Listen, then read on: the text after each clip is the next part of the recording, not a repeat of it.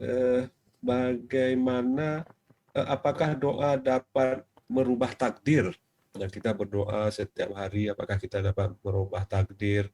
Takdir misalnya yang telah ditetapkan, misalnya umurnya jadi panjang, mudah rezeki dan macam-macam.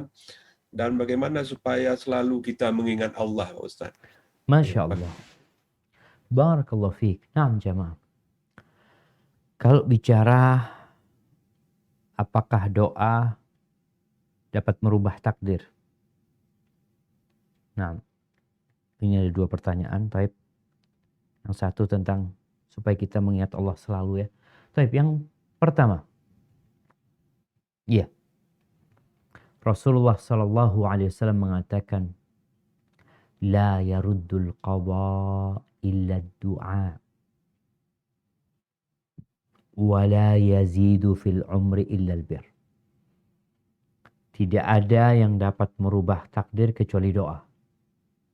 Dan tidak ada yang dapat menambah umur kecuali amal kebajikan. Gimana tuh Ustaz? Katanya sudah ditetapkan. Katanya udah ditulis. Kok berubah? Nah, perubahan itu pun sudah Allah ketahui. Doa ini salah satu sebab. Sebagaimana kita lihat orang sakit.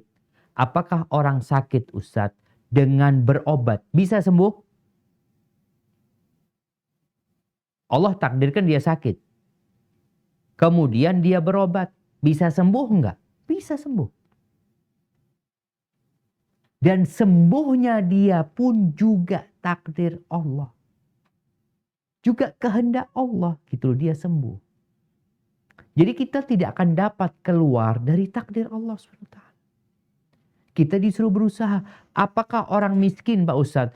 Kalau dia berusaha, dia sungguh-sungguh bisa jadi orang kaya? Bisa kalau Allah berkehendak. Bagaimana supaya Allah berkehendak? Kita doa. Dan doa kita pun tidak lepas dari takdir Allah. Allah tahu bahwa kita akan berdoa pada malam hari, sepertiga malam akhir. Dan Allah tahu doa apa yang akan kita pinta. Maka tugas kita terhadap takdir ini beriman dengan takdir. Yakin bahwa semuanya sudah ditetapkan. Usaha harus dijalankan.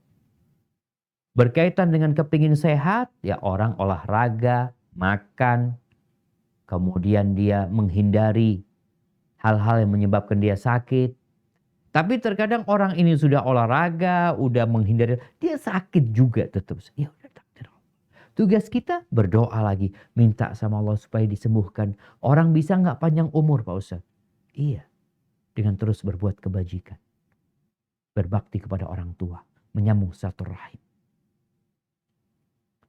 Tapi itu pun sudah ada dalam catatan kita. Di Lauhul Mahfudz sudah ada.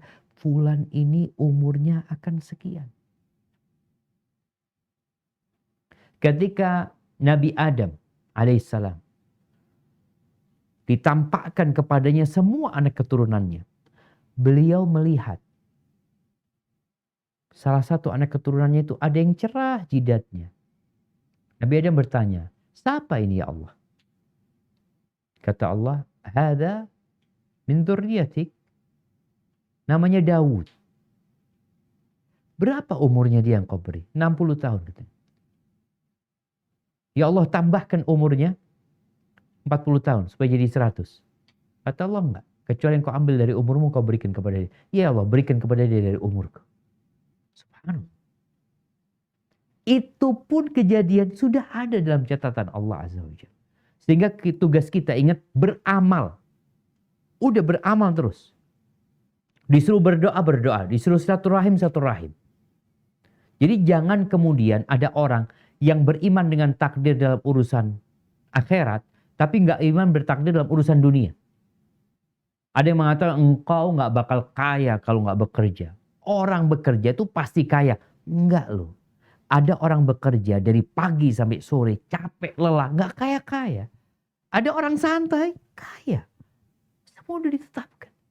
Jadi kembali kepada pertanyaan, apakah doa dapat merubah takdir? Iya. Dan doa pun masuk dari takdir Allah SWT.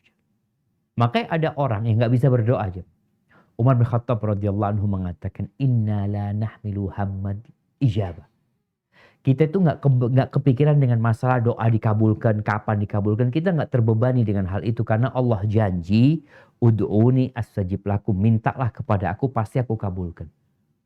Yang jadi beban itu kita nggak bisa doa. Orang pada berdoa minta sama Allah, ya Allah, anak kok nggak bisa berdoa. Maka ketika orang bisa berdoa, maka akan dikabulkan semua. Kalau bicara bagaimana supaya kita mengingat Allah selalu, Allah menyuruh kita untuk mengingatnya banyak kali. Wadhkurullaha dzikran katsira. Mengingatlah Allah yang banyak. Selesai sholat Jumat,